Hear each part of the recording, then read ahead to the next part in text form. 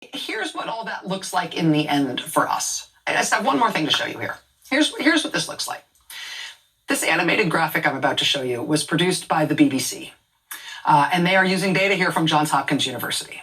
And what you're going to see here is a graphic that shows the progression of how the coronavirus pandemic spread throughout the world. This thing is only about 40 seconds. It is worth watching the whole thing. I particularly want you to watch when the part at the bottom of your screen, the part that shows the time frame that we're in, I want you to particularly watch when it gets to the very beginning of March. Okay, all right, let's start it.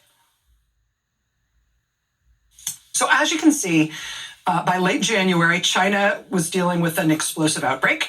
But even as that country started to grapple with tens of thousands of cases, the rest of the world remained largely unscathed. By late February, however, there's South Korea, there's Italy, there's Iran, all reporting thousands of cases. And now here, watch what happens at the beginning of March. Look at the speed at which the US epidemic starts to take off. By the end of March, we have surpassed everyone. And from that point on, cases in the US continue to grow with astonishing speed by the thousands and then by the tens of thousands, and nobody is even close.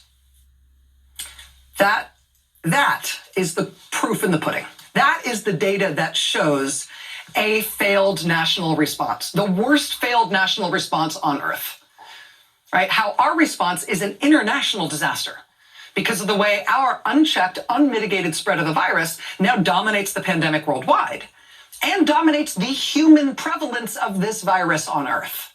I mean, patchwork, late, denialist, fantasist, uncoordinated, inept, unscientific confusion in national policy leads to a runaway disaster.